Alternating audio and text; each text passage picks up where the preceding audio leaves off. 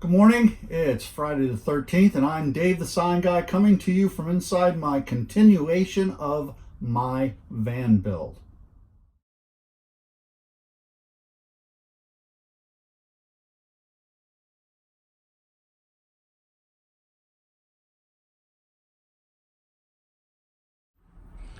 All right, let's start in the back again.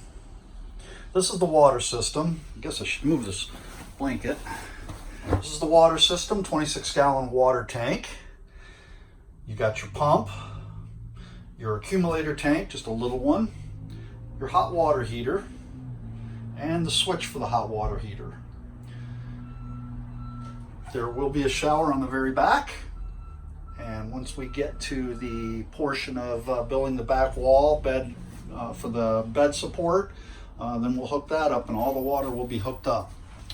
And it flows up under the cabinet that will be built for right there into the under the sink. Now, these are parts you haven't seen before if you've been following this. We've got a nice bar sink, 10 inches deep. I like a deep sink. It comes with a little rack on the bottom so you can wash, drain, dry, let the dishes sit and dry in the sink. We've got our spigot here. That's a nice pull-out spigot and purified water spigot as well. Paper towel holder. The piece right there, that is a cover for the wires that go from the upper cabinet down to the lower cabinet and crossing over into the back here where the electrical system is. Now, back to this counter. Under the sink, we have storage and the water purification system. So that's the water purification filters, a rack to be able to pull out and put things deep in the back if necessary, and then the drainage. Now right now I'm still debating between a gray water tank and then direct water drain because quite frankly all that's going to be going down this sink is water, uncontaminated as far as chemically contaminated water and purified water, and I'm not sure if I need a gray tank for that, so stay tuned to see what I do there. Here we got a cabinet for cans and dry goods and things like that. 3 levels. Trying to make the best of the space I have. We have, again, smaller drawers on the very bottom.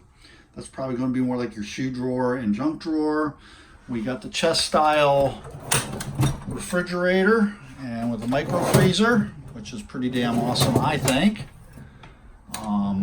Wow, this thing's so efficient. It was 40 last night, and the refrigerator's actually cold still from just last night.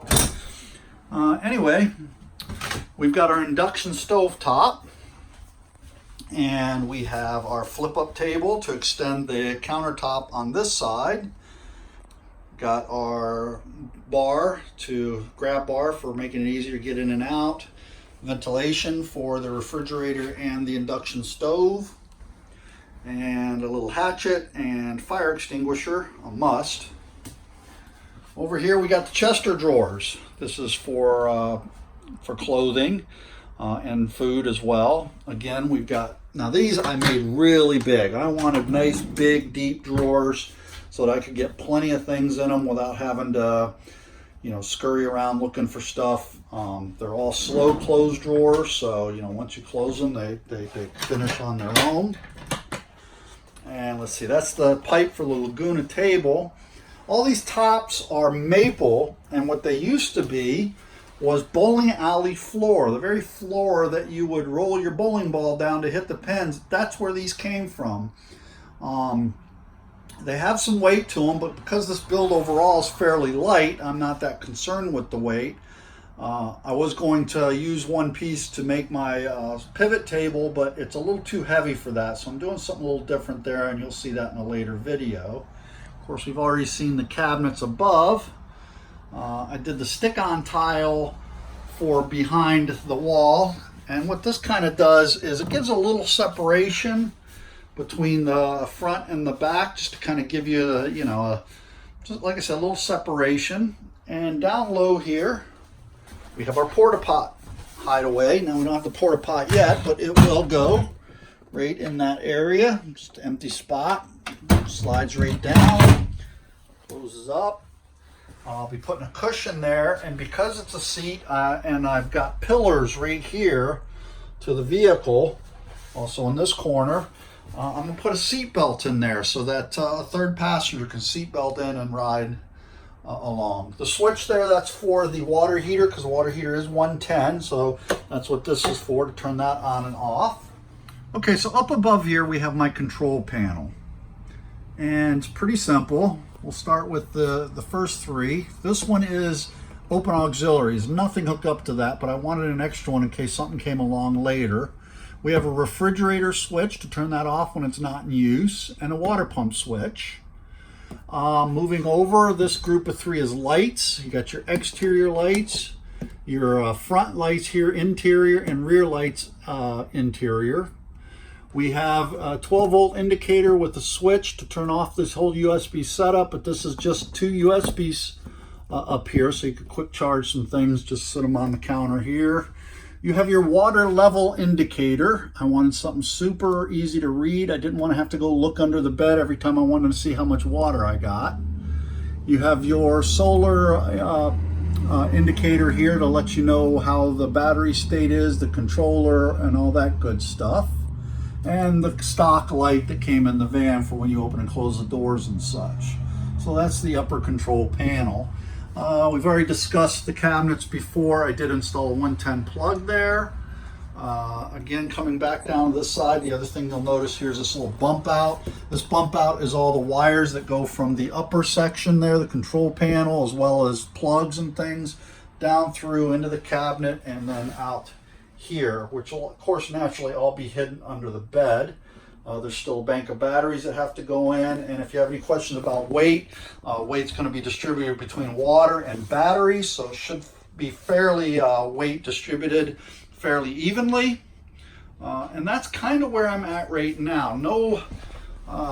Still have a lot of work to do. I'll be building a cabinet that goes about 24 inches deep here, in the same height as the bed.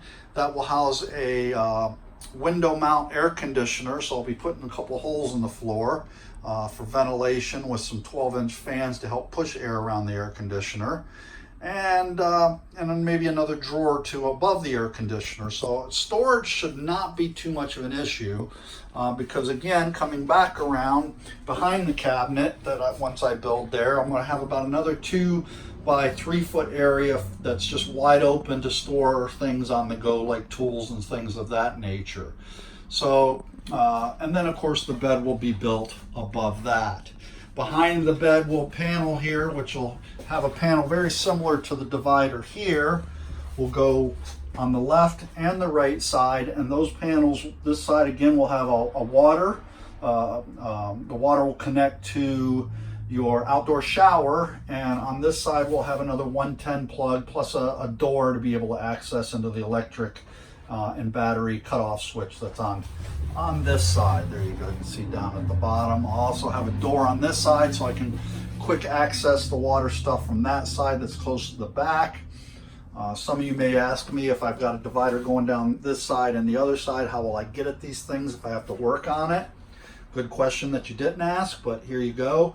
There'll be a support going across here, but it'll have openings in it, as well as hatch doors on this side of the bed and the other that I can open up and then reach down in and work on whatever I need to work on if I got any leaks or any problems.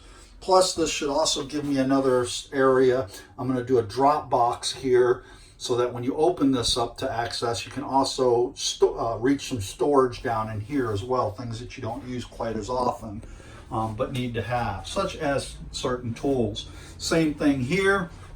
You have an area that's going to be about, I would say, 16 inches deep by the whole depth width, by probably a good 12 inches in depth. I'll do another drop down storage there, which will also access from the top, and all you have to do is pull that storage out and you'll have access to all of the electricity and everything if you need to get at it. Because this stuff is very rarely accessed, I'm not worried about having storage in front of it and everything. Ventilation will be fine because again, on this side there'll be openings, and I'll have some kind of screen or something just to help partition, keep junk from falling back and forth. But all in all, it should be quite easy to access anything I need, as well as a lot more extra storage. In a van build, one of the things you want to consider, you may say you don't want to carry a lot with you, but you may want to consider really thinking about your storage, because it can go fast when you start throwing dishes and clothes and dirty clothes and things of that nature into your vehicle. All of a sudden the room disappears quick, especially if you're building your van as something you can live in. This van will be able to be lived in, although we'll be using it mostly for camping, and a test bed for a future build for when we retire and want to start really traveling the country. So if you got any questions, please feel free to leave them down in the comments. I'll do my best to try and answer them. I know it's been a while since my last video, but gotta work, gotta make a living so I can keep working on this. Thanks for watching this video, and I will talk to you soon. This is Dave and Sign Guy signing off. Friday the 13th, 2018.